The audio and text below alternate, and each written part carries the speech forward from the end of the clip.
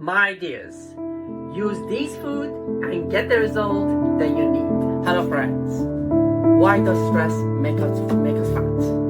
And why your weight may be increasing for unknown reasons? And what can we do about it? Right, to find out, stay with us. We need to look at the relationship between a hormone which many of you may have heard called cortisol and our body metabolism. Unless you are on a ketogenic diet, our primary body fuel is what most of us may have heard called glucose. Cortisol causes our liver to convert other things than carbohydrates to produce glucose, such as proteins. When is cortisol mainly produced? You must have all heard of fight and flight response. The stressful situation we get into that causes our body to produce this hormone, the hormone cortisol. So our body enters stressful situation that causes our body to produce this hormone called cortisol, which we could call it stress hormone, and that leads to an increased glucose production. So what's the relationship?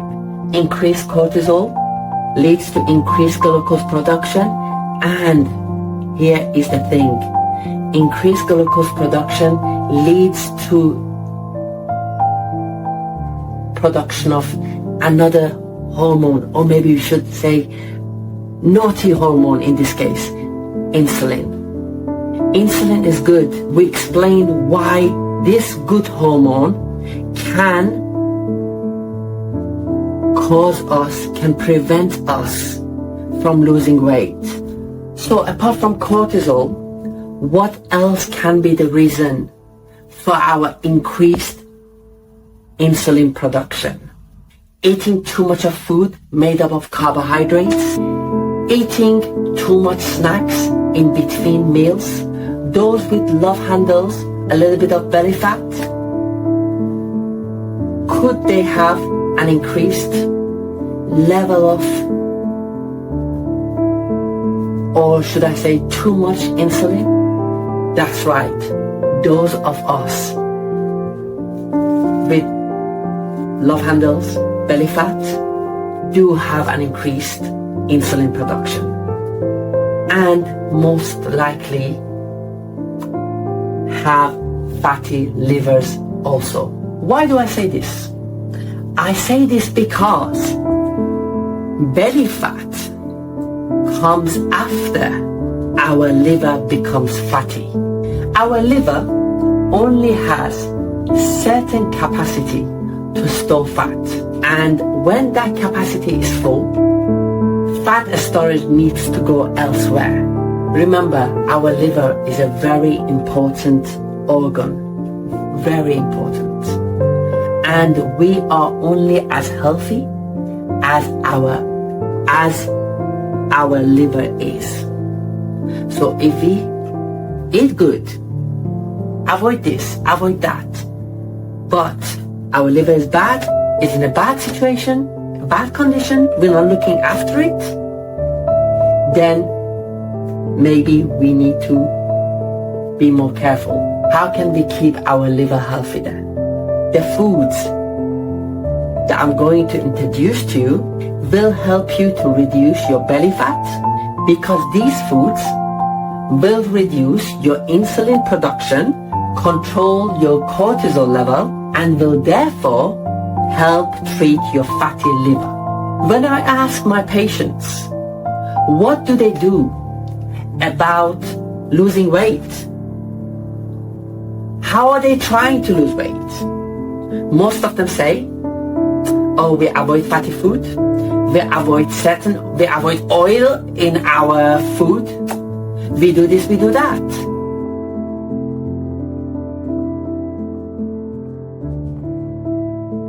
They have reduced using oils in cooking. And we are on a low-fat diet, and they're proud of it. They're proud. And they think, I don't blame them, they're doing the right thing because of everything that is in YouTube, all these social channels, you know, but it's so much more delicate. It's so easy to get it wrong, and I don't blame you. And before I do my studies, I listened to all those things as well, and I believed also that they are correct. But unfortunately, it's not very hard to lose weight, but there is a secret. There is a recipe. We need to follow it, and hopefully you will get it right this time. So let's get into these foods. Eggs. Number 1, eggs. First of all, carbohydrate content in eggs is low. Hence, its consumption does not trigger insulin production. And it also provides us with the greatest types of proteins. And as well as that, eggs contain substances such as lecithin and choline. Lecithin and choline help break down fat in our liver. Asparagus. Number 2, asparagus. Asparagus increases fat breakdown, helps with constipation, reduces the bad cholesterol in the body, stabilizes the blood sugar, and reduces insulin resistance. As well as being very rich in fiber, it contains little sugar. Number 3, red meat. Red meat, by red meat, I mean the red meat from an animal that has been let outside. An animal that has been allowed to graze, not an animal that has been kept inside. That's the type of red meat that we are talking about here. Red meat, as well as having almost zero carbohydrates, it has other essential nutrients. Number 4, cruciferous vegetables such as broccoli, cabbage, cauliflower, and so on. These vegetables are great for your liver and contain minerals such as potassium and magnesium. What about these 2 minerals?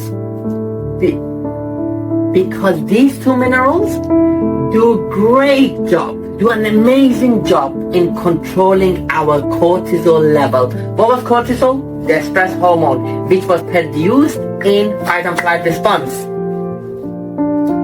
Increased cortisol, increased glucose production leads to production of insulin. Insulin is the hormone that prevents us, the naughty hormone, that prevents us from losing weight. So these 2 minerals, magnesium, potassium, do an amazing job in controlling our cortisol level. Potassium helps to reduce our insulin, and magnesium gives us the calm feeling and help you to sleep better. So therefore, we can conclude that having a balanced amount of potassium and magnesium reduces the level of stress that our body may otherwise experience. And also, not only cruciferous vegetables are rich in fiber, they also increase our beneficial bacteria and help prevent constipation. Trout fish. It is close to zero in carbohydrates. They are really rich in proteins, full of omega-3. What is omega-3? Omega-3, it is an essential fatty acid, and our body by itself cannot produce it. So we need to obtain it from our food source. The fatty acids in omega-3 reduces inflammation and do a great job in controlling our insulin and cortisol level.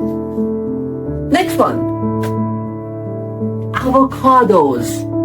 I have to say, I don't like them myself, but I eat them because they are good for us, for our body.